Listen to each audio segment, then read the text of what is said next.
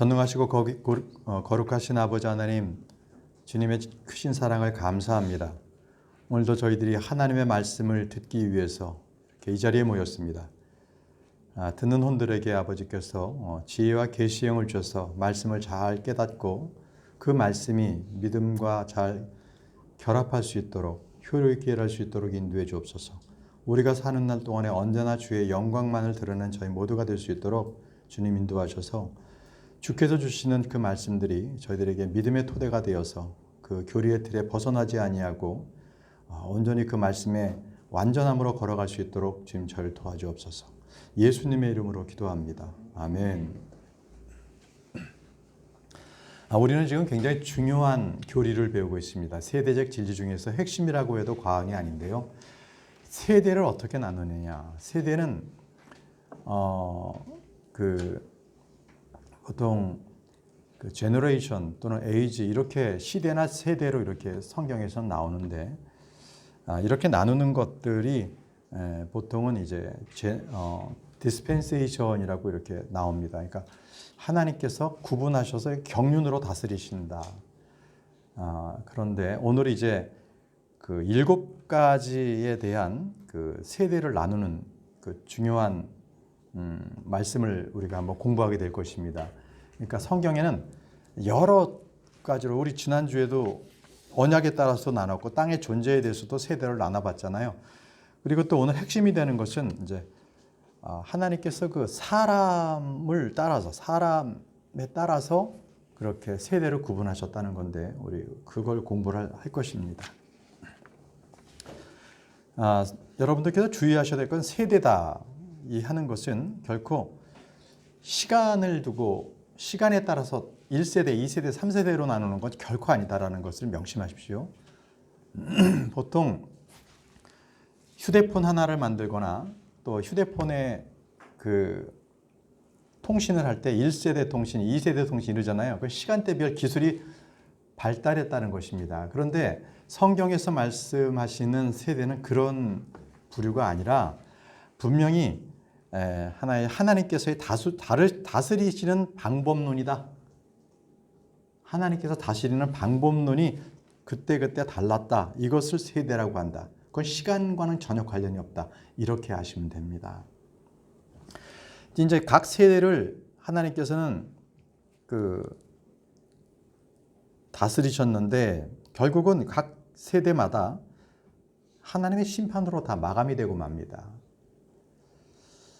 그래서 이 각 세대는 하나님께서 이제 사람들을 다루시는 그러한 심판 때였다고도 할 수 있는데 그것이 다 심판으로 끝나는 그런 상황이 됩니다. 이것은 각 세대마다 사람들이 어리석었기 때문에 하나님의 말씀을 순종하지 않았기 때문에 결국은 심판으로 끝났습니다. 이제 오늘 우리는 7세대에 대해서 공부를 할 것입니다. 그래서 7세대는 첫 번째가 무죄 시대가 있고 둘째가 여러분 교재를 보시면 유인물에 보시면 두 번째 페이지에 나와요. 무죄 시대가 있고 그 다음에 양심의 시대가 있고 세 번째가 노아의 시대. 그러니까 이 다시 한번 권위를 회복시켜 주시는 그 세대가 있고 네 번째가 다시 아브라함에게 약속을 주시는 세대가 있고 다섯 번째가 율법하에 있는 세대가 있고 여섯 번째가 우리가 지금 있는 은혜 세대입니다. 우리는 지금 은혜 세대에 있고요. 그리고 이제 마지막 7번째는 그리스도의 통치, 천년왕국이 도래하는 그 세대를 말합니다. 우리는 지금 6번째 세대에 살고 있습니다. 곧 주님께서 오시고 유대인들은 대환란을 거쳐서 이제 성경의 마지막 세대인 주께서 예수 그리스도께서 친히 다스리시는 천년왕국 시대로 들어갑니다. 자, 하나님께서 이토록 이 자신의 뜻에 따라서 이 세대적으로 계획과 목적을 가지고 있는 이것을 성경은 하나님의 경륜이라고 합니다. 여러분들 7번을 보십시오. 이것을 하나님은 하나님의 경륜, 디스펜세이션, 그러니까 경륜이라고 부릅니다. 그러니까 경륜이라는 말을 이렇게 찾아보면 그것은 나누어 주다, 분배하다 이게 디스펜세이션인데 쉽게 말씀드리면 여러분들 우리가 택배를 받아보잖아요.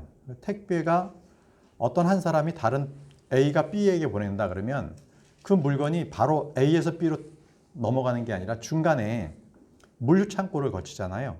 물류창고에서 그걸 따라 분배합니다. 지역별로. 그게 디스펜세이션이에요. 물류. 나누어주다, 분배하다 이겁니다.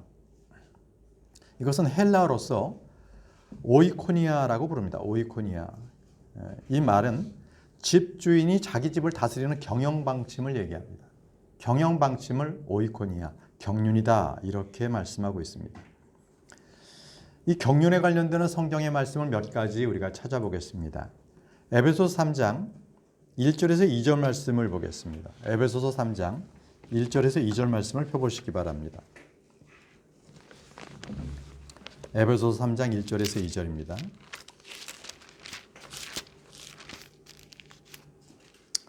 이런 까닭에 너희 이방인들을 위해 예수 그리스도의 갇힌 자 된 나 바울이 말하노니 너희를 위해 내게 주신 하나님의 은혜의 경륜을 너희가 들었으리라. 하나님의 은혜의 경륜이라고 말씀하고 계십니다. 예, 이것은 구약 시대들이나 대언자들에게 맡겨지지 않은 바로 하나님의 은혜의 경륜을 말하고 있습니다. 자, 계속적으로 보지요. 이번에는 에베소서 1장 9절에서 10절 말씀을 보겠습니다. 에베소서 1장 9절에서 10절. 친히 자신 속에서 작정하신 자신의 선하신 기쁨에 따라 자신의 뜻의 신비를 우리에게 알려주셨으니 이것은 충만한 때의 경륜 안에서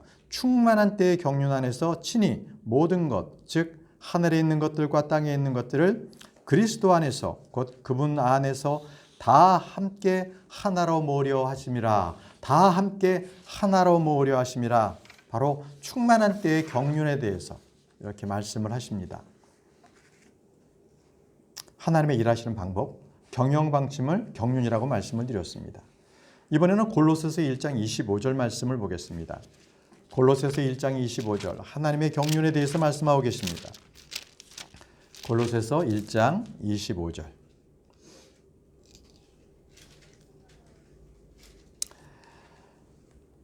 내가 교회의 사역자가 된 것은 너희를 위해 내게 주신 하나님의 경륜에 따라 하나님의 말씀을 성취하려 함이라.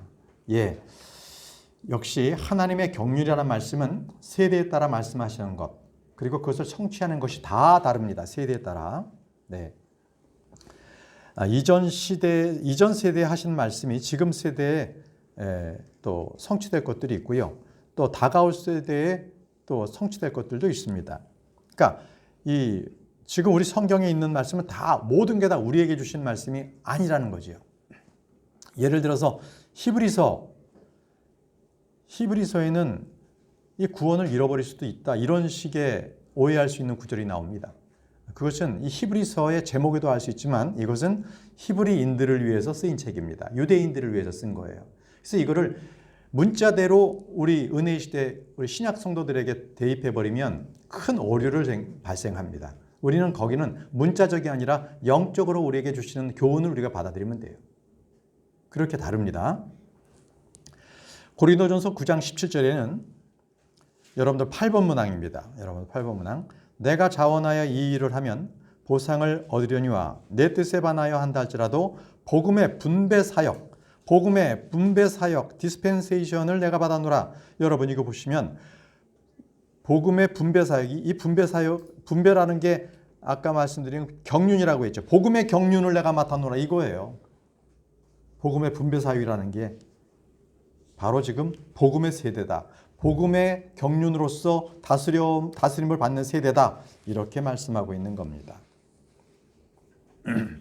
그래서 여러분 이 똑같은 침례교회다, 근본주의다 하는 사람들 중에서는 이렇게 말씀을 바르게 나누질 못해서 이 구원도 예수 그리스도의 십자가를 사이에 두고 구약 전 시대에는 예수님의 십자가를 바라보고 올 십자가를 바라보고 구원받았고 그리고 십자가 사건 이후에는 과거의 십자가를 보고 구원받는다 이렇게 주장하는데 절대 그렇지 않습니다.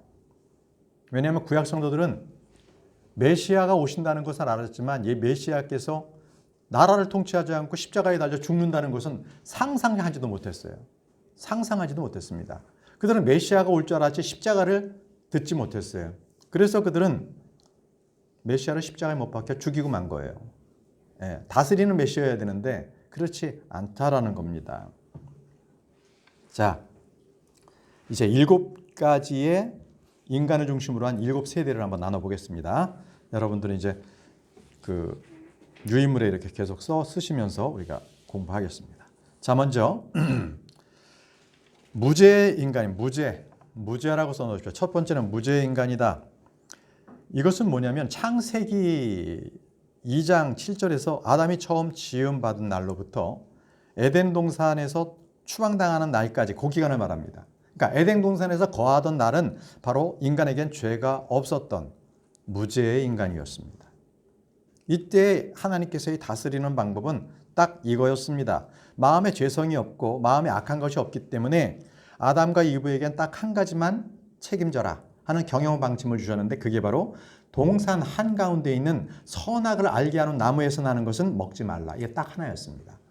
지금 이 시대에 우리에게 똑같은 말씀 안 하시죠? 아담과 이브에게만 하신 말씀이세요. 이토록 이렇게 세대에 따라서 주님께서 다스리는 경륜이 다르다라는 것입니다. 자, 이제 선악을 알게 하는 나무의 실과를 먹고 이제 무죄의 시대는 끝이 났습니다. 이제 에덴 동산에서 쫓겨났죠. 그런데 에덴 동산에서 쫓겨날 때 그 말씀에 창세기 3장 24절에는 또 이런 말씀이 있어요. 쫓겨날 땐 또 달라요. 뭐냐면 그때는 생명나무의 그 열매도 못 먹게 하신 거예요. 이제 그때부터는. 창세기 3장 24절 말씀을 보십시오. 창세기 3장 24절. 우리 윤여섭 형제님께서 창세기 3장 24절 말씀을 읽어주시기 바랍니다. 이렇게 공께서 그 남자를 쫓아내시고 에덴 동산 동쪽에 그룹들과 사방으로 돈을 불타는 칼을 뚫고사 생명나무의 길을 지키게 하십니다. 네, 생명나무의 길을 지키게 하셨어요. 그러니까 생명나무를 열매를 못 먹게. 왜 그랬을까요? 죄인인 인간이 생명나무의 열매를 먹고 계속 영원히 살면 어떻게 되겠어요? 그건 죄인으로 살잖아요. 그러니까 생명나무는 못 먹게 하는 이제 죄가 죄를 졌게. 그래서 못 먹게 하는 거예요. 자, 이제 두 번째는 이제 사람의 상태에 따라서 하나님의 이제 그 뜻과 계획, 명령이 달라지는데요. 양심 아래에 있는 인간으로 넘어갑니다. 둘째, 양심 아래에 있는 인간. 이제 인간은 타락했지 않습니까? 나무의 실과를 먹었기 때문에 이제 그들은 거기서부터 얻은 선악에 대한 지식이 양심 안에서 활동하게 되었습니다. 그래서 인류는 이제부터 양심에 따라서 살게 됐어요. 양심은 선과 악을 판단할 수 있습니다. 이거는 노아의 홍수 이전 세상까지 계속됩니다. 그래서 이 양심이라는 것은 저와 여러분들에게도 지금 이 순간에도 양심이 있어요. 근데 그 양심은요, 이것이 선이다, 악이다, 이것만 판단할 수 있도록만 해주는 거예요. 악을 이길 수 있는 힘을 양심은 주지 않습니다. 마치요, 거울을 여러분들의 모습을 보는 거하고 똑같아요. 그러니까 거울에 여러분들의 모습을 봤는데 얼굴에 뭔가 좀 이렇게 먼지가 묻어 있어요. 그래서 이걸 씻어야 돼. 기름 자국 같은 걸 씻어야 돼. 그러면 양심 자체가 그것을 완전히 씻기지를 못하잖아요. 내가 행동을 해야 되잖아요. 그렇죠? 다시 말하면 내 마음속에는 욕망이 막 치어오른다. 막 이럴 때 양심은요, 그거를 제어할 수가 없어요. 양심은 그거 안 돼, 이거지. 욕망이 막 해버리면 양심은 어떻게 할 수가 없는 거예요. 그게 양심 아래에 있는 인간의 상태가 그렇습니다. 그러나 우리는 예수 그리스도의 법으로서 우리는 새롭게 되었잖아요. 그죠? 양심의 법이 새롭게 되었습니다. 그래서 양심 아래에 있었던 그 인간의 상태는 아주 악합니다. 악한 상태를 창세기 6장 5절에는 이렇게 말씀하고 계십니다. 자, 조봉경 자매님께서 창세기 6장 5절 말씀을 읽어주십시오. 하나님께서 사람의 사악함이 땅에서 크고 또 그의 마음에서 생각하여 상상하는 모든 것이 항상 악할 뿐임을 보시고. 예, 보십시오. 양심에 따라서 사는 사람은 똑같아요. 그의 마음에서 생각하여 상상하는 바가 모두가 악합니다. 모두가 악합니다. 예. 그래서 양심은 위기가 발생했을 때에 무기력합니다. 갑자기 마음에 나왔을 때 마음에서 막 튀어오르는 도둑질하고 싶다. 이런 것도 제어할 수가 없어요. 어제 그 신문에는 미국의 여배우가 그 스카프 블라우스 하나 이렇게 훔쳤더라고요. 그래서 이제 기소가 됐던데 이게 그걸 제어할 수가 없네요. 순간적인 거를 양심은 안 돼 하지만 그 욕망을 제어할 수가 없는 게 바로 그런 상태거든요. 자, 그 창세기 7장 21절 말씀입니다. 한번 보시죠.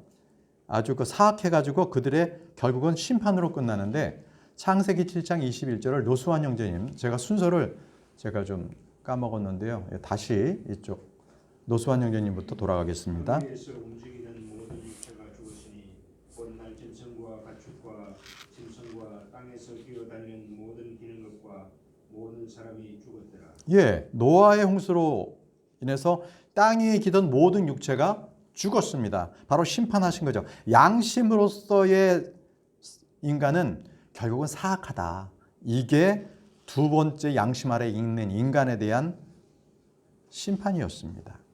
이제 세 번째는요. 다시 아담을 통해서 지상에 대한 권위를 회복하게 하십니다. 다시 한번 주님께서는 아담에게 주셨던 그 왕권을 노아에게 주십니다. 노아와 그의 가족들에게 주셔서 다시 한번 이 땅을 다스리게 하셨거든요. 그 말씀이 창세기 9장 1절에서 3절 말씀에 나옵니다. 바로 다시 한번 권위를 회복하는 인간의 세대. 자, 박종문 형제님께서 창세기 9장 1절에서 3절입니다. 읽어주십시오. 하나님께서 노아와 그의 아들들에게 복을 주시며 그들에게 이르시되 다산하고 번성하여 땅을 채우라. 땅의 모든 짐승과 종중의 모든 날짐승과 땅에서 움직이는 모든 것과 바다의 모든 물고기가 너희를 두려워하고 너희를 무서워하리니 내가 그것들을 너희 손에 넘겨주었노라. 살아서 움직이는 모든 것은 너희에게 먹을 것이 될 것이요 푸른 채소와 같이 내가 모든 것을 너희에게 주었노라. 네, 모든 것을 너에게 주었노라. 자, 이런 막강한 권한과 복을 노아와 그의 아들들에게 주셨습니다. 자, 그럼에도 불구하고 곧이어서 인간 정부가 탄생합니다. 그 후손들에게 신할 평지에 하늘을 닿을 수 있는 거대한 탑을 만들어서 인간 자치 정부, 그 다음에 세계를 다스리는 그런 건설하려고 하는 것. 이거는 하나님을 대적하는 거였습니다. 스스로 건설해보자. 도시를 만들자. 우리가 헤어지지 않도록 하자. 이런 거였거든요. 그 말씀이 참고로 창세기 11장에 나옵니다. 창세기 11장을 한번 보시죠. 창세기 11장에는 그들이 창세기 11장 4절에 우리가 우리를 위해 도시와 탑을 세우고 탑의 꼭대기를 하늘에까지 닿게 하며 우리가 다 우리입니다. 바로 우리 정부.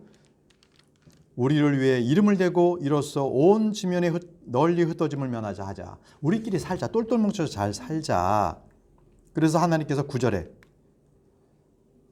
주께서 거기서 온 땅의 언어를 혼잡하게 하셨기 때문이라.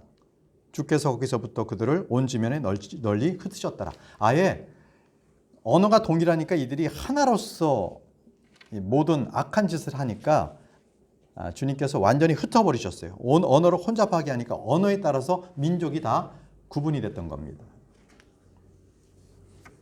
자, 그리고 이제 다음 세대가 넘어갑니다. 이제는 다시 아버지께서 아브람을 부르십니다.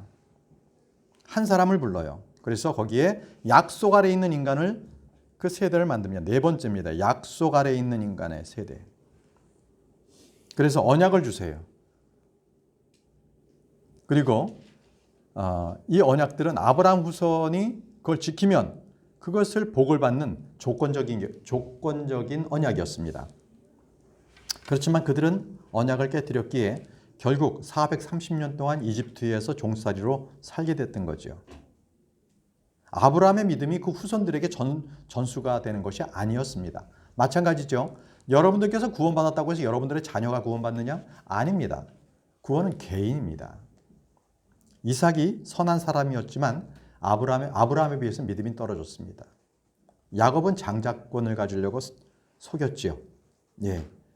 믿음의 사람이 되지 못했습니다. 그 아버지처럼. 요셉도요. 요셉을 제외한 아들들은 그 믿음에 상관이 없는 죄로 인해서 얼룩진 삶을 살았죠. 장자 르우벤은 아버지의 침상까지 올라갔습니다. 유다는요, 며느리 다말을 창녀인 줄 알고 동침했죠. 거기서 아이를 낳습니다. 자, 모두 다 배교의 길로 가버렸던 것입니다. 오직 믿음의 사람인 요셉, 이가 팔려버렸잖아요. 그러니까 가나안 땅에 의인이 있었겠어요? 없었겠어요? 없었어요. 그래서 하나님께서는 그들을 다스리는 경륜으로서 어디로 보냅니까? 이집트로 다 보내버리는 거예요. 그래서 이집트로 다 내려갑니다. 그들을 심판하셨던 거죠. 그리고 거기서 400년 동안 종살이가 되게끔 하신 겁니다.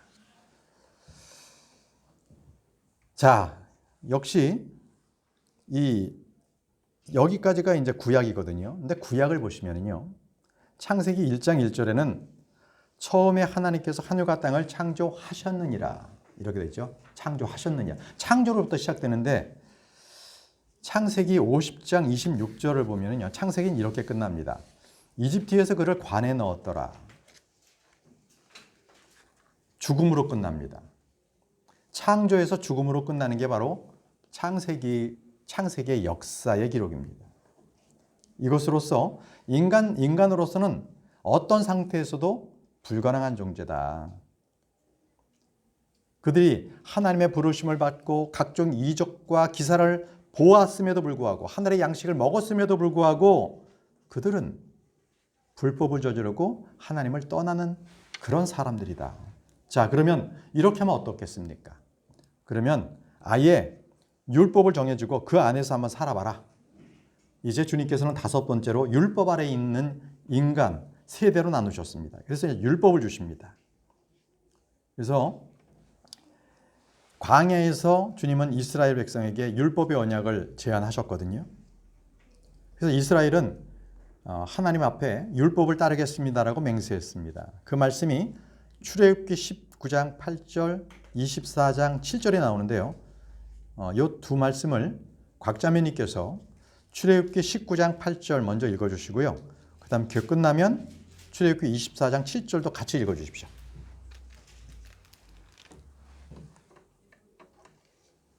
온 백성이 깎아야 이르되 주께서 말씀하신 모든 것을 우리가 행하리이다 하니 모두가 이스라엘 말을 주께 전하매. 네, 출애굽기 24장 7절도 읽어주세요. 언약의 집을 가져다가 백성이 있는 데서 이르매 그들이 이르되 주께서 말씀하신 모든 것을 우리가 행하고 순종하리이다. 보십시오. 이스라엘 백성들은 분명히 주께서 말씀하신 모든 것을 우리가 행하고 순종하리이다. 이렇게 약속을 했습니다. 네. 자, 이런 약속에도 불구하고 그들은 광야에서 그 약속을 지키지 않았습니다. 계속적으로 하나님을 부인했고요. 의심했습니다. 회개하지 않았습니다. 그래서 결국은 하나님께서는 율법 아래 있는 이스라엘을 심판하십니다.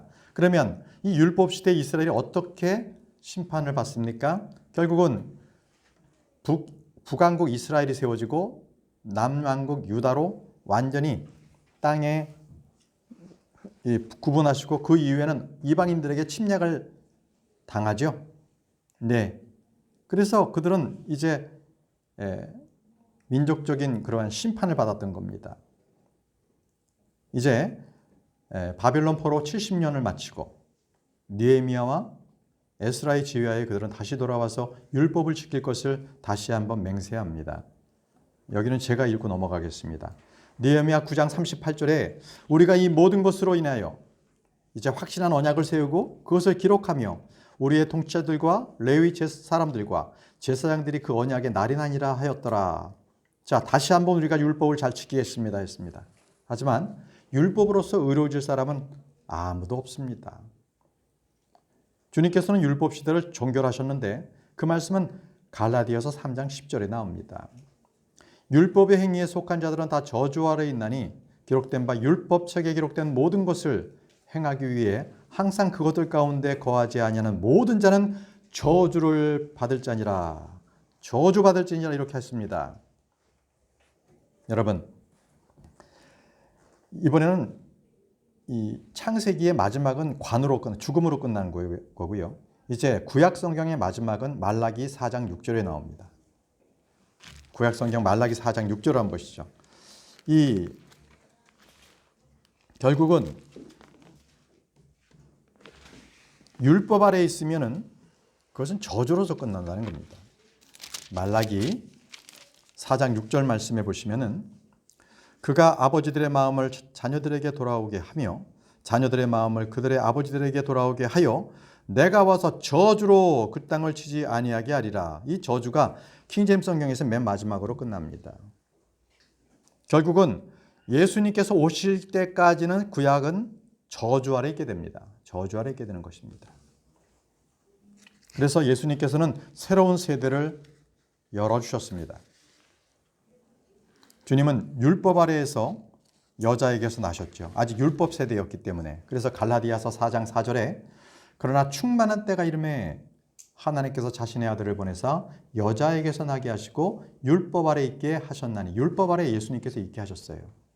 이는 예수님께서 율법 그 저주 아래 있는 사람을 구속하기 위해서 그 상태로 오신 겁니다. 자, 이제 여섯 번째입니다. 여섯 번째는 우리 지금 이 시대에 은혜 아래에 있는 세대, 은혜 아래에 있는 인간이 되겠습니다. 여러분, 은혜가 무엇입니까? 은혜라는 것은 받을 자격이 없는 인간에게 베푸시는 하나님의 호의 또는 하나님의 의. 우리는 받을 자격이 없어요. 그러나 그것을 하나님께서는 선물로 주시는 거예요. 이게 은혜입니다. 자격이 없는 자에게 주시는 거. 근데 이 은혜는요, 유대인이나 이방인이나 구분이 없어요. 이제 이 은혜 시대에는 누구나 자신의 죄를 깨닫고 주님을 영접하기만 하면 누구든지 영원한 구원을 얻습니다. 그러니까 각자 자기가 자기 죄에 대해서 회개하고 예수 그리스도를 믿음으로 인해서 값없이 은혜를 받는 겁니다. 그래서 요한복음 1장 17절에 이는 율법은 모세를 통해 주셨으되 은혜와 진리는 예수 그리스도를 통해서 왔느니라. 은혜와 진리는 예수 그리스도를 통해 왔기 때문이라 이렇게 말씀하셨습니다. 계속적으로 제가 요한복음을 읽겠습니다. 요한복음 6장 29절 말씀을 보시죠.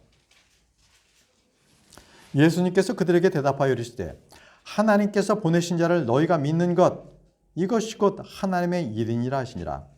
하나님께서 보내신 예수 그리스도 그분을 믿는 것, 하나님의 아들을 믿는 것이 하나님의 일입니다. 하나님의 일을. 또 요한복음 6장 47절에 진실로 진실로 내가 너희에게 이르노니 나를 믿는 자에게는 영존하는 생명이 있느니라. 나를 믿는 자에게 영존한 생명이 있느니라. 계속 은혜 아래에 있는 인간들에게, 이 세대들에게 주님께서는 계속 은혜를 베풀어 주시는 겁니다. 또 요한복음 5장 24절을 보십시오. 요한복음 5장 24절. 진실로 진실로 내가 너희에게 이르노니 내 말을 듣고 또 나를 보내신 분을 믿는 자는 뭐가 있다고요? 영존하는 생명이 있나니. 영존한 생명이고 또 정죄에 이르지 아니하고 사망에서 생명으로 옮겨졌느니라. 아무것도 한 게 없잖아요. 저희는 의 대신 예수 그리스도를 믿으면 됩니다. 믿는 것뿐입니다. 그랬더니 주님께서는 은혜를 주셨습니다. 자, 박종국 형제님 순서십니까? 에베소서 2장 8절에 읽으셨어요? 예, 죄송합니다. 그러면은 김선욱 자매님 순서신가 봅니다. 에베소서 2장 8절에서 9절 말씀 찾아서 에베소서 2장 8절에서 9절입니다. 너희가 믿음을 통해 은혜로 구원을 받았나니 그것은 너희 자신에게서 난 것이 아니요 하나님의 선물이니라. 행위에서 난 것이 아니니 이것은 아무도 자랑하지 못하게 하려 함이니라. 아멘. 우리는 행위로 구원받지 못했습니다. 오직 하나님의 은혜로 구원받았습니다. 자, 구원받은 자는요, 이제는 선한 행위를 해야 합니다. 구원받고 난 이후에. 그러면 그 행위로서 우리는 상급과 보상을 하늘나라에서 받게 됩니다. 그죠? 순서가 뒤바뀌면 안 됩니다. 행위가 먼저 되고 구원이 나중에 오면 안 되고요. 예, 먼저 구원받고 그 다음 행위입니다. 그래서 야고보서에서는 분명히 야고보 사도가 그렇게 기록해 놓지 않았습니까? 행함이 없는 믿음은 죽은 믿음이라고 하지 않습니까? 네. 자, 이제 이 은혜의 세대라고 해서 사람이 자기 져야 할 책임이 없는 건 아닙니다. 하나님의 은혜의 선물을 저버리고 불신할 때 도리어 하나님께서는 그들에게 무서운 진노와 심판을 내리십니다. 이 믿지 않는 세상과 배교한 교회에 대해서 주님께서는 영원한 심판을 말씀해 주셨습니다. 자, 이 세대에 대한 첫 번째 심판은 하늘에서 주님께서 오실 때, 하늘로부터 주님께서 구름 가운데 오실 때 그 공중 재림에서 나타납니다. 주 안에 있는 자들은 잠에서 깨어서 일어나죠. 그리고 살아있는 자들은 공중으로 채어 올라갑니다. 휴거됩니다. 그 말씀이 사도행전 4장 16절에서 17절 말씀입니다. 권영재님께서 데살로니가전서 4장 6 데살로니가 전서 4장 16절 예. 주께서 호령과 천사장의 음성과 하나님의 나팔 소리와 함께 친히 하늘로부터 내려오시니 그리스도 안에서 죽은 자들이 먼저 일어나고 그 뒤에 살아서 남은 이는 우리가 그들과 함께 구름들 속으로 채어 올라가 공중에서 주를 만나리라. 그리하여 우리가 항상 주와 함께 있으리라. 예, 그렇습니다. 여기서 주께서 호령과 천사장의 음성과 하나님의 나팔 소리와 함께, 여러분들 성경 공부하셔서 아시죠? 하나님의 나팔 소리라는 것은 뭐 나팔을 부르는 게 아니에요. 하나님의 음성입니다. 하나님의 음성은 물소리와도 같고요, 천둥 소리와도 같고 그렇습니다. 이것은 하나님께서 음성이에요. 뭐겠습니다. 이리로 올라오라. 이리로 올라오라. 계시록에도 나오죠. 자, 그 기간에는 대환란이 있습니다. 이제. 그래서 우리는 채어 올라가고 죽은 자들은 부활하고, 그래서 영광스러운 몸을 입고 주님과 함께 7년 동안 하늘에서 우리가 결혼 예식을 갖죠. 혼례식을 갖습니다. 이 땅에서 대환란이 있고요. 자, 이제 7번 마지막 심판이 이제 시작이 됩니다. 자, 7제입니다. 이제는 그리스도의 통치 아래에 있는 인간, 마지막 7번째 세대입니다. 성경은 이렇게 7가지로 세대를 구분하고 있습니다. 주 예수 그리스도의 재림으로 인해서 이 땅은 철저한 심판을 받고, 유대인들은 약속의 땅 예루살렘 다 귀환합니다. 지금의 이스라엘 땅으로 다 귀환을 하고, 지금보다도 더 큰 이스라엘, 아브라함에게 약속하셨던 이집트에서부터 저 유프라테스 강까지의 그 넓은 지역을 천년왕국 때는 다 소유합니다. 주님은 다윗의 왕좌에서 1000년 동안 이 땅을 다스릴 거고요. 주님의 왕자가 있는 곳은 예루살렘입니다. 그리고 은혜의 시대에 구원받은 성도들 역시 주님의 그 영광에 참여하게 됩니다. 이때 사탄은 이제 천년왕국이 끝날 때 이제 풀려나지요. 그리고 세상을 미혹합니다. 하나님을 대적하지요. 그럼으로써 또 마찬가지로 이 마지막 세대 역시도 다른 세대와 마찬가지로 배교와 심판으로 끝나요. 결국은. 네. 자, 그래서 이제 마지막으로 이제 새 하늘과 새 땅이 이제 창조가 되고 이제 영원 세계로 들어갑니다. 이 영원 세계에 들어가기 전에 또 큰 흰 왕자 심판이 놓여 있고, 또 죽은 자의 부활, 정죄의 부활이 있는 거죠. 자, 이렇게 해서 7세대까지 나눕니다. 여러분, 어떻습니까? 지금 우리가 세대를 나눠봤더니 성경을 그냥 처음부터까지 소설 읽듯이 읽어서 아무 의미가 없다라는 거죠. 세대별로 하나님께서 가르치시고 가르치시는 경영 방침이 다 달라요. 그러니까 그 세대에 맞게끔 우리는 말씀을 맞춰서 우리는 공부해야 합니다. 예. 그럼 지금 우리가 공부하는 것들 중에서도 앞으로 대환란 때에 있을 그 기록들이 있잖아요. 요한계시록이 그렇지 않습니까? 자, 그때는 복음을 사람이 전하지 않고 천사가 전하잖아요. 또 지금의 은혜의 복음을 전하지 않고 왕국 복음을 다시 전해요. 그때는 다시 천년왕국에서는 다시 장막절을 지킵니다. 절기를 지킵니다. 자, 그런 시대가 되는 거거든요. 근데 그거를 지금 생각하면 뭐 헷갈리죠. 그러나 우리 하나님의 말씀대로 그렇게 기록되어 있으면 그렇게 믿는 겁니다. 이제 우리는 과거의 역사를 우리는 기록에 따라서 잘 압니다. 현재 일도 우리는 보아서 잘 압니다. 앞으로 나타날 미래 일들도 우리는 주님께서 조명해 주셨기에 우리는 잘 알 수 있습니다. 그것이 바로 성경을 공부하는 목적입니다.